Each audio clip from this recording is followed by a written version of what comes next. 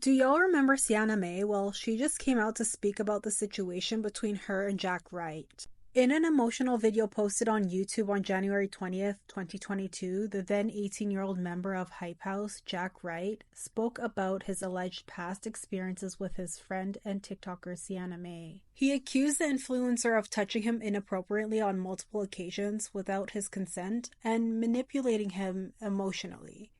Jack and Sienna had a sort of PR relationship, a fake online relationship that led to many sponsorship deals, but this came to an end after the allegations against Sienna. These allegations really divided their following, with supporters of both Jack and Sienna unsure what to believe. Of course, Sienna denied the allegations, but it didn't help her case when a video surfaced online showing Sienna kissing Jack at a party while he was asleep. The TikTok star even brought a lawyer and a forensic expert on a podcast to help her dispute the claims. Her lawyer stated the audio in the clip that surfaced wasn't credible. At this time, she lost over 1 million followers and lost collaborations and sponsorship deals. She was also cyberbullied. Well, some people have switched sides and are now supporting Sienna after she posted her side of the story. In this new video, Sienna explains her relationship with Jack at the time and how it was all fake for content, but over time she began to have feelings for him. And she was even confused as to what they were, as she felt that Jack was leading her on and sending her mixed signals. And we've been friends since maybe beginning of high school. We started making videos together, and this was kind of like the peak of virality, if you will. I, on my own, was doing like body positivity content. I was also doing like friend TikToks with Jack and James. We were doing trends together and dances. And I mean, the more that we started to make videos together, naturally people started to like ship us together. A couple of months that we were hanging out really consistently, the content started to get a lot more affectionate. And it was really flirty, and we definitely played into it because it always did better. Like, it always did better if we were being like, this is my friend, versus like, this is my friend, you know? 16 years old, like, had never even been to a high school party, but like, I was at Tana Mojo's house partying with like cool YouTubers and TikTokers, and I was like, this is so awesome. Like, I'm having such a good time for the beginning of it. And then I wasn't having so much fun afterwards. I think a few months into it, I started to kind of be like, this doesn't really feel right, because, you know, this guy and I are making so many TikToks together that are super coupley. We're basically going like everywhere together, from our hometown to LA, and events and press options and interviews. And like, it just kind of feels weird. Like, it feels fake, because we were together on social media and we were making videos on social media and like kissing even on other people's YouTube channels. And then in like reality, we were friends and kind of flirty, but also like not dating. And it was super hard for me, because as a girl, like, you want to be sought after, you want to feel like beautiful, and you want to feel like the man is choosing you. And I didn't realize till shortly after that he didn't like me like that, and he didn't have any intentions of like keeping me any closer than a TikTok video.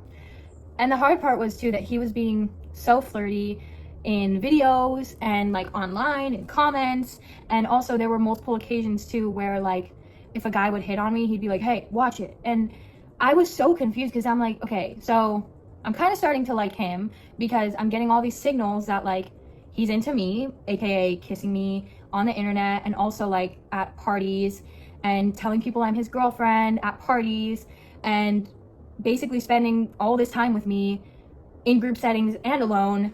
And then, but like, he won't claim me or ask me to be his girlfriend. And I was like, okay, this is weird, and I'm being used, because ultimately like he knows that using me to film videos gets him more views. And then on top of that, we were getting brand deals together that were like super high paying brand deals that we were both involved in. Like, it was a joint partnership.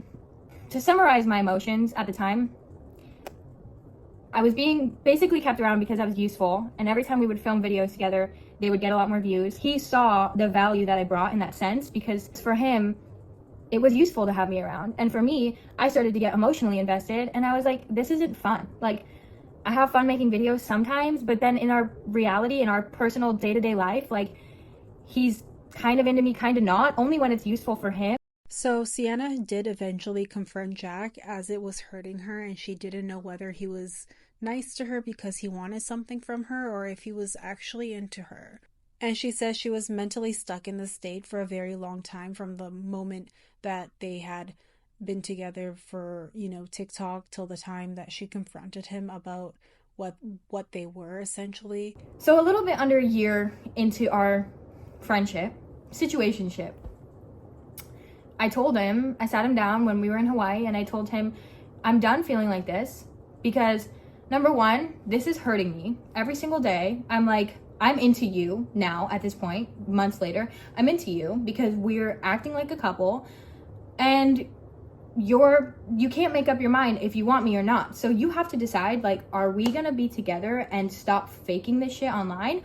Or we can just be friends, but we're gonna go online and we're gonna make a YouTube video together and we're gonna tell the internet we're just friends. And this has all been a public, we were just playing into it. It wasn't real. And I was I'm tired of basically just being played.